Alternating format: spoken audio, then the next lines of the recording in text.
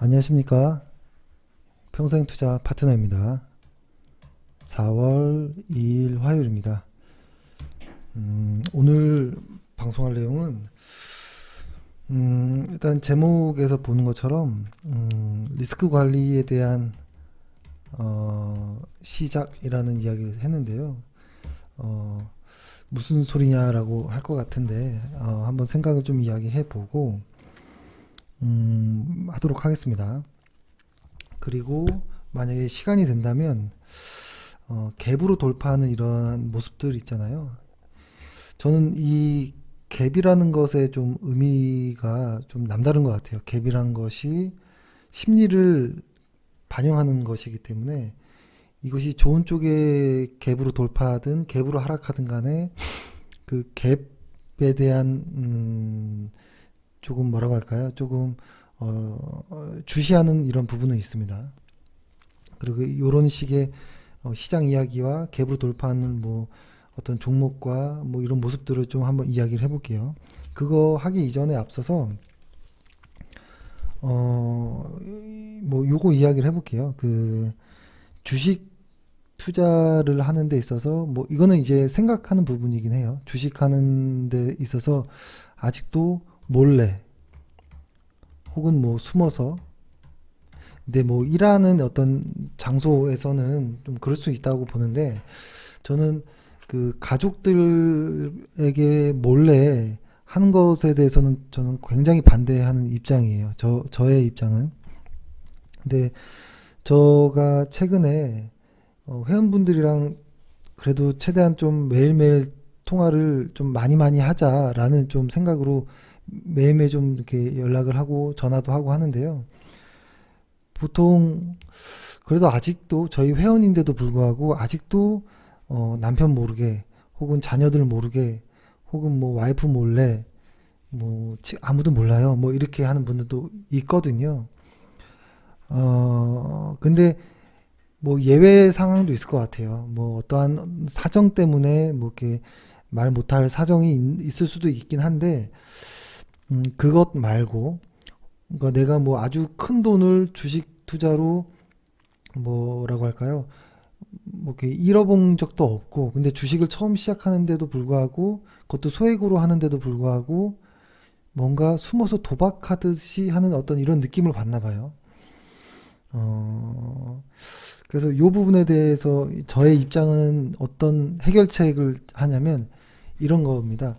저희가 저희 그 법인은 주식을 하는 쪽이잖아요. 주식을 업무인데 저희 회사에 취직하는 이제 사원들이 있을 거잖아요.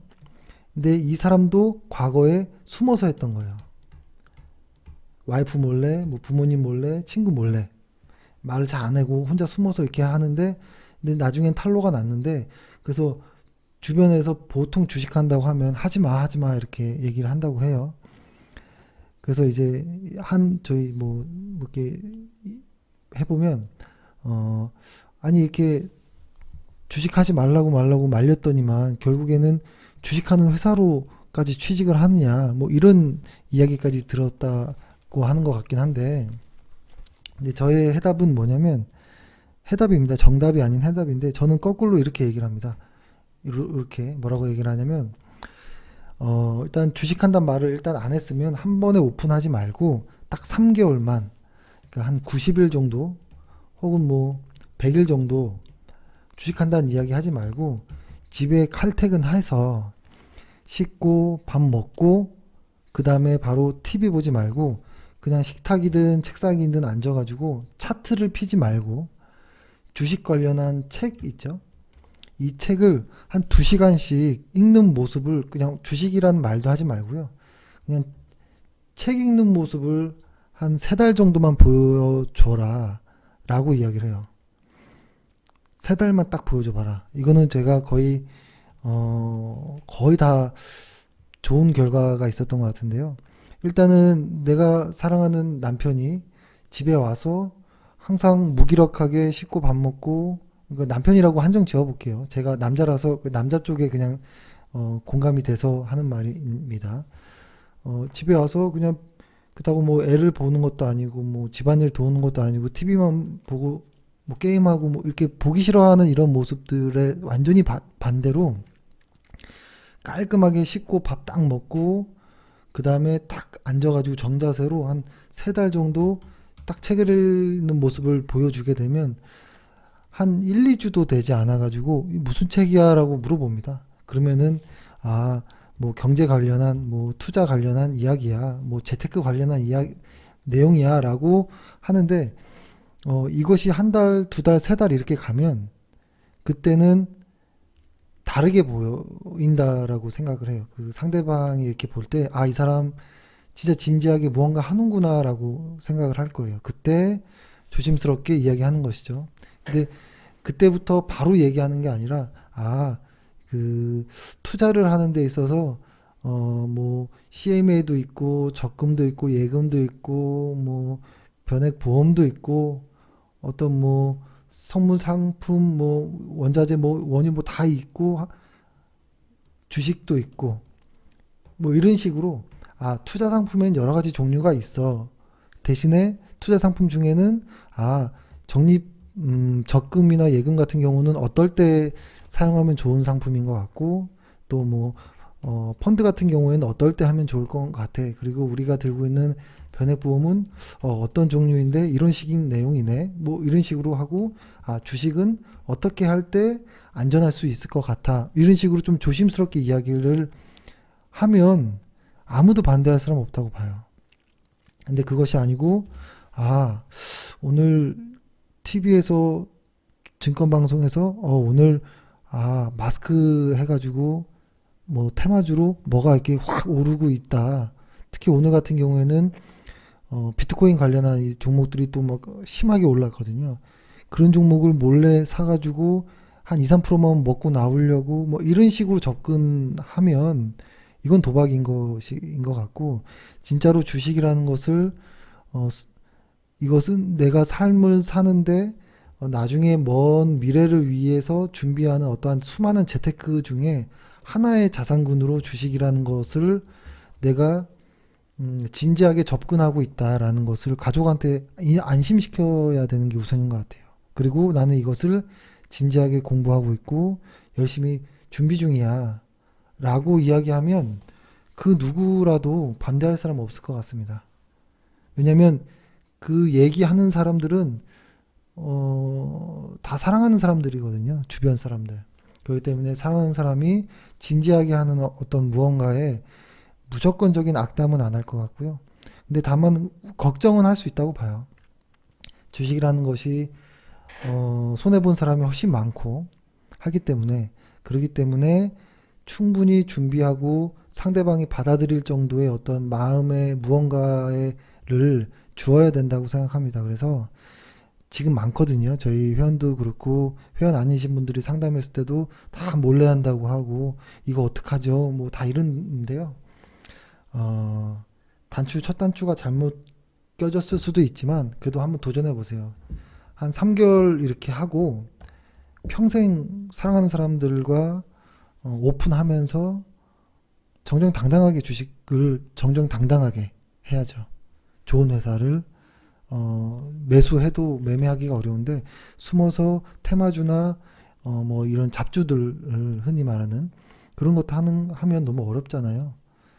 좋은 회사 매수해도 수익 내기가 너무 어렵거든요. 그래서 이런 말씀을 드렸고요. 사실 이런 것이 좀 중요하다라고 봐요. 이렇게 나의 마음 준비가 돼 있어야 돼요. 올바로. 그래야지 책도 읽을 수 있고 집에 와서 떳떳하게 딱 펴놓고 차트도 마음껏 볼 수 있고 회사에서 숨어서 핸드폰으로 이렇게 하고 이런 것은 저는 조금 고민해 볼 필요가 있겠다라는 생각을 하고요. 그리고 또 하나는 이렇게 주식을 공부하면서 가장 많이 하는 질문들이 나는 딱 한 종목을 딱 깊게 파가지고 이 종목을 오랫동안 보유하고 싶다라는 이야기를 하시는 분들이 많은데요. 아주 운이 좋으면 한 방에 크게 이렇게 갈 수도 있겠지만 보통 뭐 쉽지 않은 거잖아요. 어떠한 종목이 오랫동안 아주 길게 상승하기는 쉽지 않거든요. 근데 그렇게 하기를 보통 원하고, 왜냐면 나는 시간도 없고 회사도 다녀야 되고 주식 많이 신경 쓰고 싶지도 않아. 아주 우량한데 바닥에 있는 종목을 사서 아주 쭉 가서 팔고 싶어라는 이야기가 많은데, 저도 사실 그러고 싶죠. 근데 그게 쉽지 않다라는 것인데, 근데 만약에 그러한 어떤 과정이든 해서 매수를 했는데 진짜로 상승을 하는 거예요, 오랫동안. 보통 이렇게 내가 산 종목이 한번 상승을 했다거나, 아니면 관심 갖고 있었던 종목을 사지 않았는데 갑자기 이렇게 오르면 뒤늦게 들어간다거나, 하여튼 어떠한 경위로든 매수를 한 이후에 수익을 보고 그 주식과 사랑에 빠지는 경우가 많죠. 사랑을 넘어서 이제 맹신을 하고, 이것이 거의 종교처럼 받아들이는 분이 있어요. 그래서 그 종교를 건드리면 큰일 나요. 그러니까 저희도 가끔 상담하는 분들 중에 어떤 종목에 대한 이야기를 슬쩍 물어봐요, 저희에게. 그러면 저는 그냥 아무렇지도 않게 이야기하죠. 왜냐면 수많은 종목 중에 하나니까. 근데 얘기했는데 뭔가 그 반응이 냉할 때가 있어요.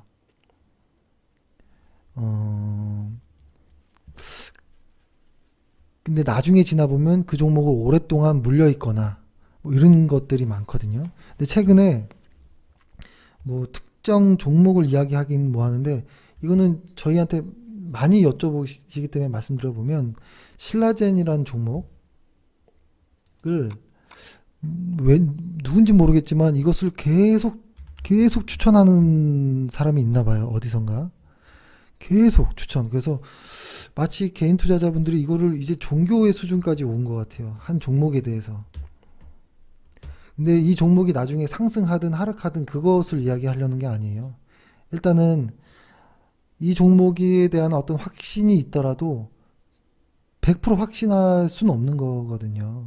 근데 더해서 이 신약 관련한 주식은 나중에 좀 설명 한번 할 기회가 있겠지만 쉽지 않은 거잖아요. 지금은 신라젠을 그 누구도 뭐라고 얘기할 수가 없어요. 이 회사가 오를 거다, 떨어질 거다라고 이야기할 수가 없는 거예요. 뭐 나온 게 있어야 이야기를 하잖아요. 뭐 어떤 결과가 나온 게 없잖아요. 근데 누군지 모르겠지만 이 종목을 무수하게 추천을 해서, 이 종목에 대해서 어젠가 전화 누군가 통화했는데 신라젠을 보유하고 있대요. 그래서 어떻게 생각하냐고 해서 저는 이 종목을 전혀 모르겠습니다. 아직 어떠한 결과치가 나온 게 없습니다, 라고 이야기는 했더니 그분이 그러더라고요. 본인도 이 종목을 갖고 있는데 최근에 공매도 때문에 주가가 많이 흐르네요, 이런 얘기를 해요. 근데 이 공매도 핑계를 딱 듣는 순간, 핑계라고 들렸고, 저는 이거는 누군가한테 들은 이야기 같다라는 생각을 했어요. 뭐냐면, 일단은 주가가 상승할 때는 어떤 그 매수의 이유가 있겠죠. 누군가가 이 주식을 매수할 땐 매수의 이유가 있겠고, 누군가 이 주식을 매도할 때는 매도의 이유가 있는 거예요. 그렇죠?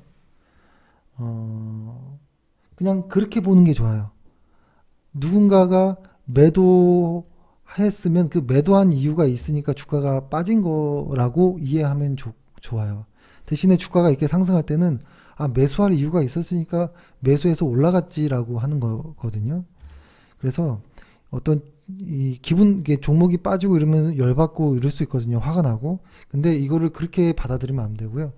종목이 오르면 올랐구나라고, 그냥 올랐구나 에서 끝나야 되는 것이고, 종목이 하락하면 하락하는구나 라고 해서 끝나야지, 올랐을 때 너무 기쁨에 도취되고 나는 주식 천재야, 주식으로 인생 역전할 수 있겠어 라고까지 가면 나중에 그 종목을 벗어나기 어렵고요. 종목이 하락할 때도 매도의 의견들이 많구나, 시장에서는 이 종목을 안 좋게 보는 사람들이 있나 보구나 정도로만 이해해야지, 이 종목은 공매도 때문에 이거 종목이 빠진 거야, 이놈의 나라 심지어는 정부 유혹도 하더라고요. 이 신라젠과 정부가 그렇게 큰 상관이 있을까 할 정도거든요. 특히 신약 관련주는 별로 이렇게 그거 아니거든요. 아, 정부가 잘못 만나서 혹은 공매도 이 녀석들 때문에 이런 얘기를 해요. 그거는 아무 도움이 되지 않아요. 그렇게 하는 순간 이 종목에 말려들고 이 종목을 벗어나지 못해요. 그래서 본인들이 스스로 정한 매수의 원칙과 매도의 원칙에서 묶여버리게 되거든요. 그러면 손을 못 씁니다. 떨어져도 팔 수가 없고 올라도 손절에 익절을 못 해요. 그러니까 손절과 익절을 아예 못 하게 돼요. 그냥 홀딩한 상태로 계속 가요. 그래서 일단은 감정이 종목에 너무 실리는 것은 조금 위험해 보인다라고 생각을 합니다. 이 종목을 예를 드는 것은 조금 보유자들에게는 죄송한 일이지만 이 종목뿐만이 아니에요. 방금도 저희 회원과 통화했는데 왜 이렇게 연락을 자주 안 하세요라고 하니까 아니 그 대표님이 사지 말라고 한 종목들이 있어가지고 미안해가지고 전화를 못 드렸어요라고 하더라고요. 그래서 무슨 종목인데요라고 물어보면 테마주 있잖아요. 그런 거예요. 테마주. 남북경협 관련해서 테마주 중에 한 종목이었고 뭐 그리고 황사 미세먼지 관련한 테마주 두 종목 정도가 있었는데 본인도 알아요. 매수할 때 아 이거는 내가 뭔가 조금 이렇게 떳떳하지 않은 게 느껴져요. 종목을 아무것도 모르고 매수할 수도 있어요. 근데 그것 자체가 잘못한 거일 수도 있어요. 이 위험한 주식을 너무 모르고 들어왔다는 것도 조금 그렇긴 하지만 알면서 매수할 때도 있어요. 그래서 물어보면 아 조금 수익 나면 빠져나오려고 했다라고 하는데 보통 물려서 있긴 하죠. 아무튼 오늘 서론이 좀 길었는데 주식을 정정당당하게 떳떳하게 오랫동안 하는 게 좀 어떨까 싶어요. 오랫동안 아주 길게. 근데 그 주식을 하는 이유가 내가 잠깐 비상금 만들어서 술 한잔 하려고 하는 게 아니고 내가 사랑하는 와이프와 부모님, 가족, 자식들 를 지켜주기 위한 어떤 수단, 재테크 수단인 거잖아요. 그들을 위험하게 하지 않으셨으면 좋겠어요. 주식이 뭐라고. 그죠? 이 주식으로 왜 사랑하는 가족들을 위험하게 만드나요? 이 주식은 너무 위험한 상품이에요. 상품이기 때문에 공부를 해도 어렵고 좋은 종목을 매수해도 수익 나기가 어려운 이런 것이기 때문에 전략적으로 좀 공부도 되고 마음의 준비도 하고 그럼에도 실수할 수 있기 때문에 가족들한테 좀 보여줘야 돼요. 나 위험한 주식을 하긴 할 때 안전하게 할게 라고 약속하고 공부하고 이렇게 해야죠. 그러니까 저는 오늘 뭐 시황 이야기 하는 것보다 이런 내용이 더 좀 중요한 것 같아요. 매번 회원분들과 통화하면 사실 최근에는 제가 눈물 나도록 저에게 너무 고마운 말씀을 해주시는 분들도 많지만 아직도 조금 위험하게 하시는 분들도 좀 많은 것 같아요. 그렇습니다. 오늘 리스크 관리에 대한 이야기를 하려다가 여기까지 와버렸는데 일단은 시황 이야기를 먼저 하면 S&P 500을 일단 볼게요. S&P 500을 일단 ETF 타이거 ETF로 좀 볼게요. 이렇게 보면 이게 이렇게 보면 이렇게 보일 수 있겠죠. 과거에 이만큼 올라왔고 뭐 눌렸고 올라왔고 이렇게 흔들려서 빠졌고 지금 이만큼 왔거든요. 근데 여기서 우리가 관심 있게 보는 구간은 요 구간인 것이죠. 아, 이 전고점을 돌파할 수 있을까? 이것이 가장 이제 관심사예요.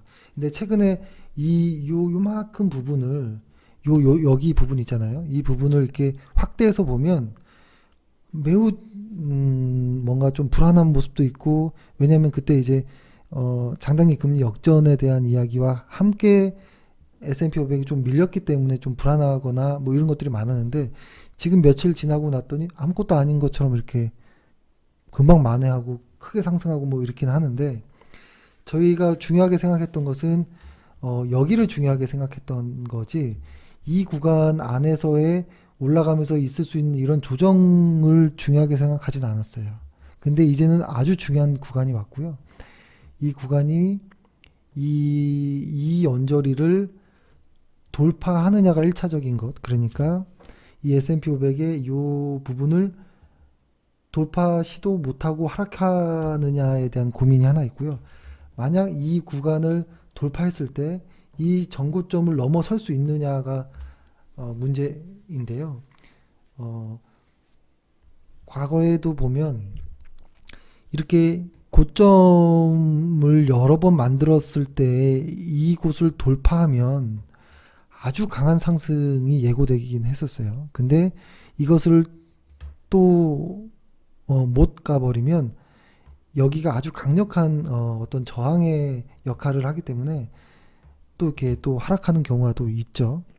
그래서 지금은 이제부터는 리스크 관리가 필요하다. 왜냐하면 이 언저리인데 이제부터 이 언저리가 매우 중요한 위치에 와 있는데 우리 S&P 500 그러니까 시장의 어떤 글로벌 시장의 대장 지수가 이 전고점 언저리에 와 있다라는 거예요. 이제 여기를 돌파할지 실패할지가 왔기 때문에 일단은 내 종목들에 대해서 리스크 관리를 시작하는 것이 어떤가. 그래서 오늘 회원분들에게는 리스크 관리하는 방법을 좀 이렇게 말씀드렸고 오늘부터 리스크 관리를 합니다라고 이야기를 드렸는데요. 두 가지 버전으로 해볼까요? 첫 번째, 이렇게 왔던 이 모습에서 여기를 쭉 쉬지도 않고 왔는데 뭐 중간에 약간씩 흔들리긴 했지만 가장 좋은 방법은 이 구간이라면 돌파하고 지지받고 여기 그러니까 이 영역을 완전하게 넘어섰다라는 어떤 자신감이 느껴졌을 때 매수하는 것도 괜찮고요. 근데 내가 현재 주식을 보유 중이다 라고 한다면 이 근처 왔죠? 그럼 여기서부터는 이제부터는 아주 좀 예민하게 보면서 근처에서 언제든 시장이 꼬꾸라질 수 있다는 것을 감안하면서 내 종목을 이익을 조금씩 확정 지어가는 것이 좋은 것 같아요. 지금 나 매수한 종목이 얼마 수익도 안 났는데 라고 할 수도 있는데요. 그건 중요하지 않아요. 나의 평균 단가는 아무 소용없고요. 시장이 무너지면 그냥 더 크게 무너질 수 있는 거예요. 근데 예전부터 아주 중요하게 생각했던 혹시라도 이런 헤드앤숄더 패턴이 나와버리면 이건 어떻게 아주 강한 하락이 나올 수도 있거든요. 그렇죠? 그렇기 때문에 이 부분에 대한 고민이 가장 많았고 그리고 최근에 S&P 500이 분명히 상승하는 것으로 좀 보여요. 상승하는 것으로 좀 보이긴 하나 거래량이 그렇게 탐탁치 않아요. 우리 지수도 레버리지로 일단 좀 볼게요. 우리 지수도 그렇고 레버리지 그 코덱스 레버리지도 그렇고 뭔가 거래량이 좀 약해요. 그러다가 갑자기 급등이 나오면 좋겠지만 일단 이 상단 아주 가까운 상단 그리고 조금 멀게 있는 여기 있는 상단까지 아직 갈 길이 많은데 이때 하락분이 좀 영향이 있었는지 모르겠지만 뭐라고 할까요? 자신감 있는 어떤 거래량은 없어요. 그 말은 시장에서 그러니까 거래량이라는 것은 시장의 어떤 매수자들의 어떤 심리이잖아요. 근데 이 매수자들이 확신이 있다면 많은 거래량을 실으면서 상승할 텐데 지금은 거래가 줄면서 슬금슬금 오르는 것은 좀 눈치 보는 것인가 라고 보이거든요. 그래서 저희는 사실 이렇게 하락할 때 이런 데서는 오히려 그게 크게 불안함은 많진 않았는데 오히려 막상 반등하고 나니 이제부터 조금 더 불안해지고 S&P 500이 전고점 부근에 다가올수록 조금 더 떨리는 것 같아요.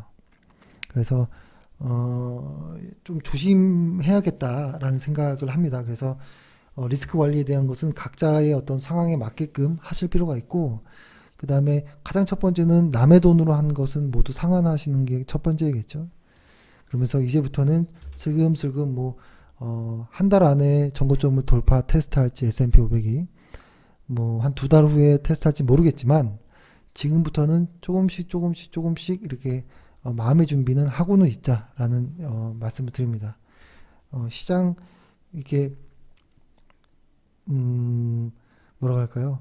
시장의 분위기와 좀 다르게 좀 너무 찬물을 끼얹는 것 같아서 조금 죄송하지만 일단 저희는 그렇습니다. 저희는 그렇고 저희 회원들에게는 리스크 관리를 좀 해보자라고 했었고, 그 다음에 일간 말고 120분 봉으로 일단 한번 보면, 코스피 200을 120분 봉으로 좀 보면 뭐 이런 모습이긴 했었어요. 근데 여기서 저희가 좀 중요하게 생각했던 것은 요 날과 요 날의 이 개파락이 요 구간이 있었는데요. 이 개파락을 일단은 메꿨어요. 메꾸는 역할을 했는데 여기서 중요한 것 같아요. 여기서 메꾼 게 빠져버리면 다시 한번 눌릴 것 같아요. 빠진 다음에 여기까지 다시 눌릴 것 같기도 한데 일단 힘은 들어와 있긴 한 것 같거든요. 항상 불안한 것이죠. 뭐 주식이란 게. 분명히 갭은 메꾼 상태에서 갭 이상을 돌파할 정도로 에너지는 시장에서 들어온 것 같긴 해요. 들어온 것 같긴 해서 조심스럽지만 그래도 좀 긍정적인 부분으로 좀 보고는 있어요. 하지만 시장은 언제 달라질지 모르기 때문에 미국 시장을 좀 봐야 돼요. 뉴욕 증시가 상승할 때 우리 시장이 상승할 수도 있지만 하락할 때도 있어요. 근데 뉴욕 증시가 하락하면 우리 시장은 대부분 하락했거든요. 근데 뉴욕 증시가 일정 부분에 아주 중요한 전고점 근처까지 왔기 때문에 조금 리스크 관리는 해놓자라는 것이고 그렇습니다. 이렇게 얘기를 하고 갭에 대한 이야기를 조금 해볼까 하는데 갭에 대해서 사실 뭐 좀 이렇게 그림을 보면 이렇게 많이 표현돼 있긴 해요. 그러니까 이런 것이죠. 주가가 일정 부분 쭉 오다가 어떠한 저항 구간을 첫 번째 빵 갭을 띄우면서 딱 올라갈 때 이걸 돌파갭이라고 하고 아주 강한 시세를 가면서 중간에 점프하면서 한 번 더 올라가는 이런 거를 이제 급진갭이라고도 하고 이것을 예전에는 공이라고도 했었어요. 그러니까 일본 책을 번역된 것을 저도 처음에 봤기 때문에 공 뭐 이렇게도 표현을 했고 근데 마지막에 한번 또 그 갭을 띄우면서 확 올라갈 때 보통 요때 마지막 요때가 가장 큰 수익률 상승률을 보이긴 하거든요. 근데 이 갭 자리를 메꾸고 빠질 때는 이때는 도망 나오는 구간으로 보통 시장에서는 이야기를 하는데요. 이런 것들 중에서 요런 자리에 있는 그러니까 주식이 이렇게 쭉 오다가 오래된 어떤 이 저항 구간을 한 번에 돌파하는 이런 자리들의 모습이 나왔을 때 그것이 특히 실적을 동반할 때는 좀 따라 들어간다거나 혹은 그 갭을 뭐 이런 거죠. 예를 들어서 주가가 이렇게 오다가 퉁 올라왔어요.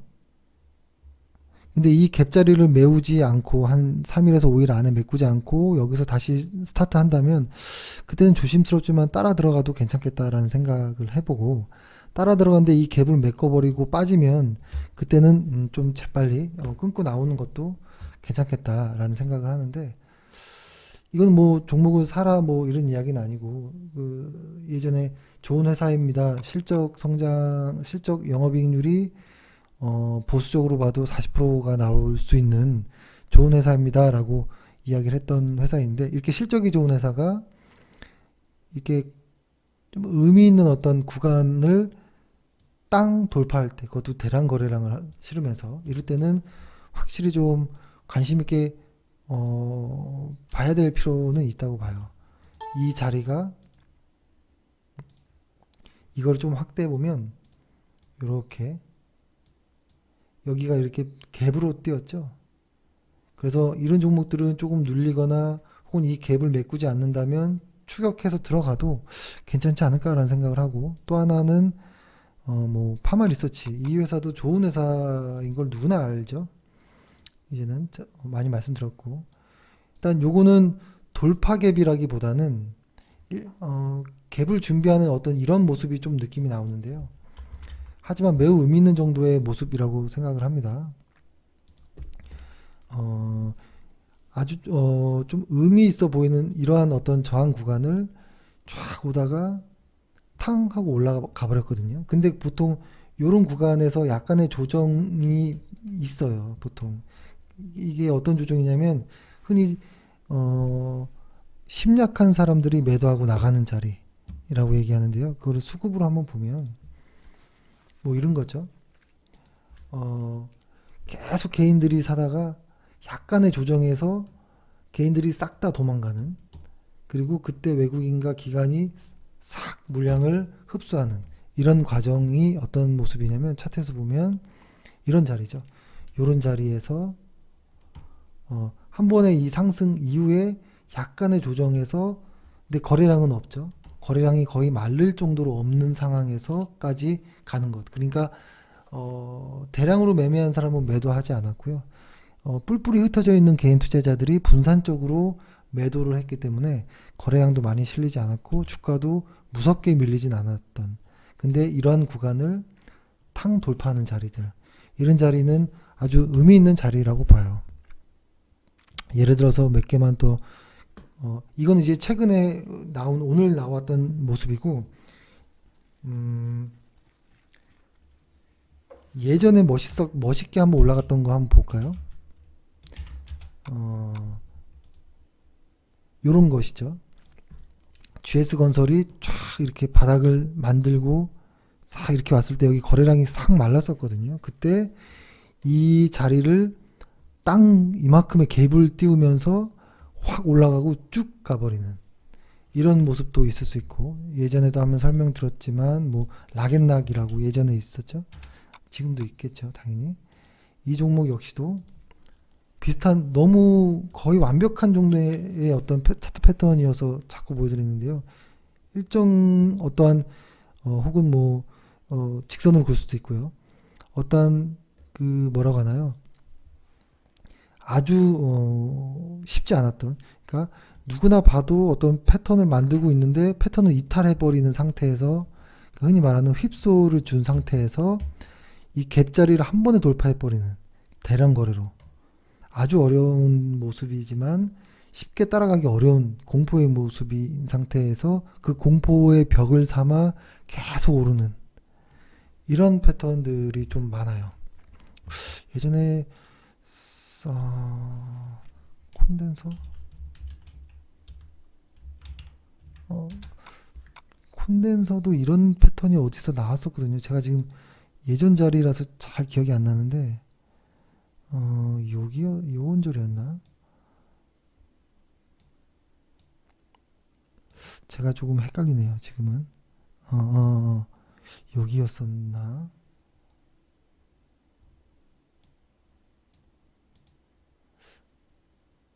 저는 아마 제가 지금 정확히 지금 날짜가 기억 안 나는데 아주 과거에도 보면 아주 멋진 게 갭을 띄우면서 올라가는 것도 있고, 그리고 제가 가장 그래도 최근에 카페에다가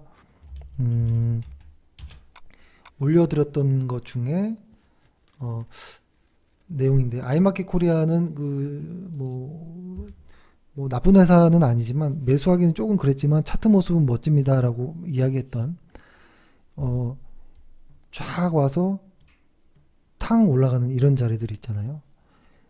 그랬을 때 요날 이제 조금 뭐 조정 시 한번 따라 들어가도 어떨까요? 이렇게 말씀드리긴 했었는데, 보통 이렇게 아주 강력한 갭으로 돌파할 때 저희가 수익률을 좀 평균 내보면 다양하지만 최소 20% 정도 상승했던 것들이 좀 많았던 것 같아요.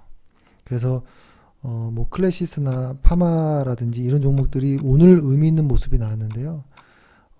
좀 째려볼 필요가 있다고 생각합니다. 그래서 조정 시에 조금 한번 테스트 해보는 것도 어떤가라는 생각을 하고, 그 다음에 갭이 여러 번 나올 때도 있어요. 위메이드 같은 종류도 보면 이것도 한번 말씀드렸던 것 같아요.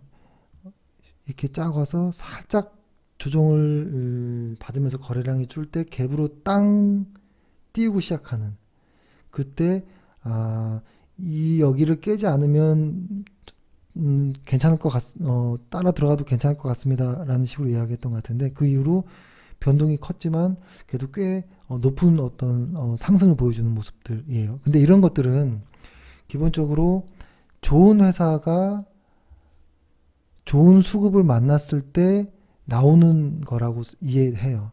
이 갭이라는 것은 심리적으로 뭐라고 할까요? 나 티 나게 매수할 거야 라는 겁니다. 티 나게.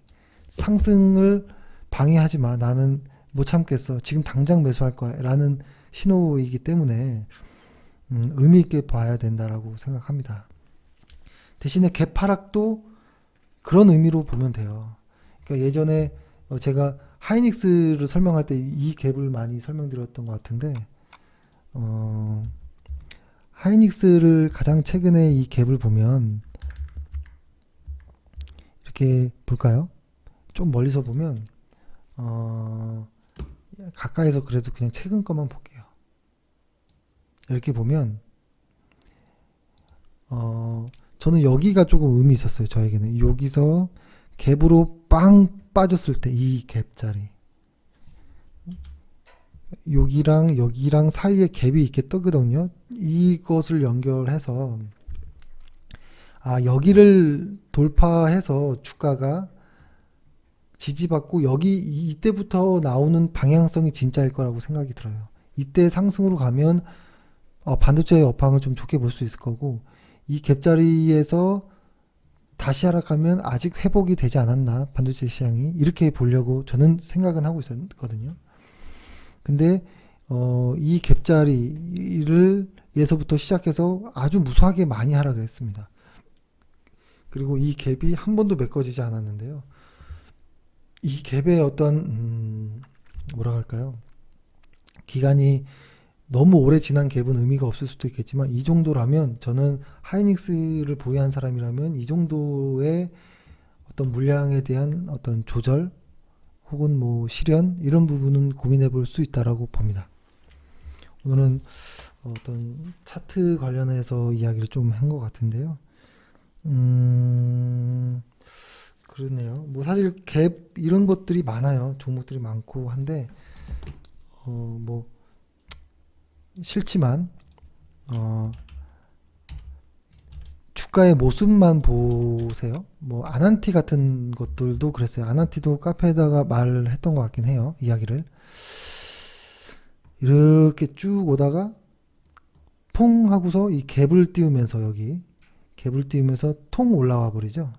거래량을 수반하면서 아주 무섭도록 상승할 가능성이 있는 어떠한 흔히 아주 전형적인 갭으로 상승, 갭 돌파로 저항 구간을 다 돌파해 버리는 이러한 모습들이, 테마주도 급하게 오를 때는 이런 종목들이 좀 이렇게 나오더라고요. 그러니까 저도 테마주를 자세히는 잘 안 봐요. 잘 안 보고 많이 오른구나로는 보이는데, 최근에 많이 오른 게 크리넨 좀 조정받고 있죠, 최근에.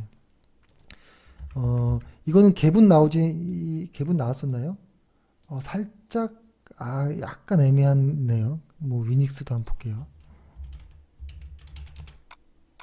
이거는 갭이 딱 나왔네요. 이렇게 보면 그래도 이렇게 뭔가 좀 이렇게 의미 있게 자꾸 부딪히는 이 언저리, 그러니까 정확히 선을 그을 수는 없어요. 어떤 저항 구간을, 이 언저리의 심리를 보는 거니까요. 수급이란 어떤 그 매물이란 것은 어떤 이 언저리를 땅 갭을 띄우고 쭉 올라가는, 아주 급하게 올라가는, 난 누가 뭐래도 일단 달릴 거야 라는 이런 신호 중에 하나인데요. 만약에 이런 것들을 들어간다면 물량을 많이 실기가 사실 좀 겁나긴 해요. 겁나긴 하지만 트레이딩 관점에서는 아주 좋은 위치로 보이는 뭐 이런 것이죠. 그렇죠. 그리고 반대로 아까 이야기했던 것처럼 여기 나와서 설명드리는데, 이렇게 소멸갭이라고 있죠. 이렇게 쭉 오르다가, 그러니까 제가 중요하게 의미를 보는 것은 돌파갭 하나와 소멸갭은 좀 중요하게 봐요. 급진갭은 이게 뭔지 알 수 없어요.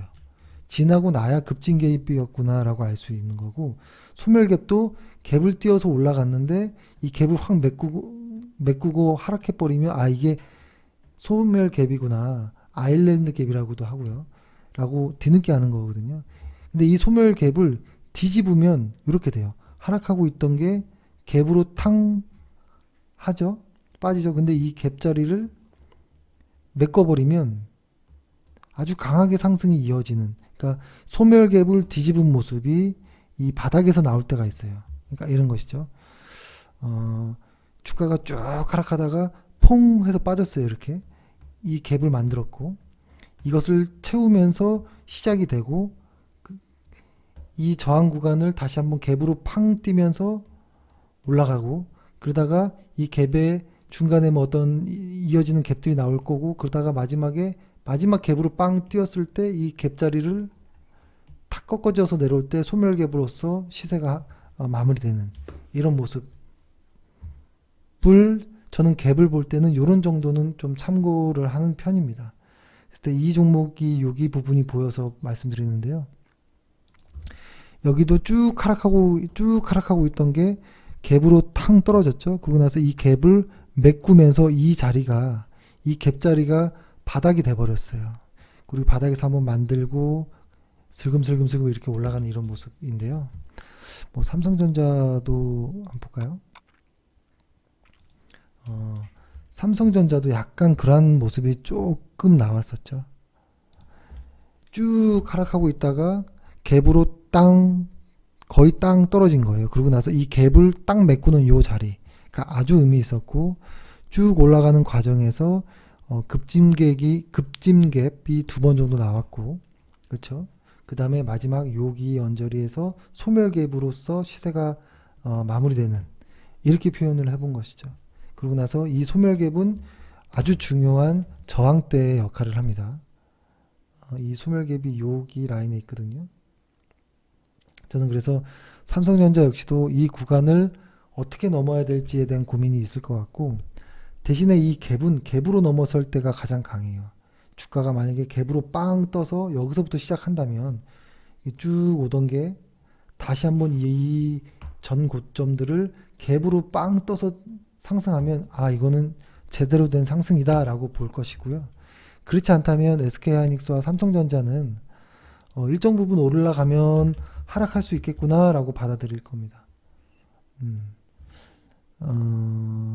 그래서 지금 삼성전자도 좀 중요한 모습이고, 코덱스도 조금 의미 있는 모습의 어떤 자리가 왔고, 이 구간에서의 어떤 갭자리들이 있는데, 아무튼 좀 그렇습니다. 그래서 우리 시장도 어떤 조금 빠질 때는 어떤 하방이 있고, 또 상승할 때도 상방이 막혀 있는 이런 좀 모습이긴 한데요. 이런 모습이 미국 시장이 계속 우상향 해준다면 걱정 없이 좀 가볼 텐데, 미국 시장이 조금 뭔가 버벅될 수도 있겠다라는 어떤 위치, 어떤 심리적인 어떤 그런 자리에 올 것 같고, 그렇기 때문에 리스크 관리가 좀 필요하지 않을까라는 이런 생각은 합니다. 생각을 하고 조심해서 나쁠 건 없으니까요. 그렇습니다. 그래서 네, 이런 정도로 해가지고 일단 마무리를 하고요. 오늘 뭐 셀트리온에도 어떤 좋은 조금 뭐 그래도 반가운 소식이 좀 들렸던 것 같아요. 기술적인 어떤 반등은 좀 있을 것 같긴 한데요. 아직은 그럼에도 뭔가 마음이 좀 불편합니다. 선뜻 따라 들어가기는. 그렇죠. 그리고 뭐 그렇습니다. 일단 개별 종목에 대한 이야기는 뭐 하지 않는 것으로 하고, 일단 종목들은 뭐 이렇게 이야기를 하고 시황 이야기 했고, 오늘의 핵심은 뭐 그겁니다. 리스크 관리를 어떤 마음의 준비는 하자. 뭐 내일부터 당장 하락합니다 이런 느낌은 아니에요. 그런 건 아니고 너무 지금부터 너무 달리진 말고 오히려 거꾸로 리스크 관리를 하고, 그 다음에 주식 숨어서 말고 당당하게 멋지게 해봅시다 라고 말씀드리겠습니다. 예, 오늘 방송 이렇게 해서 마치겠습니다. 감사합니다.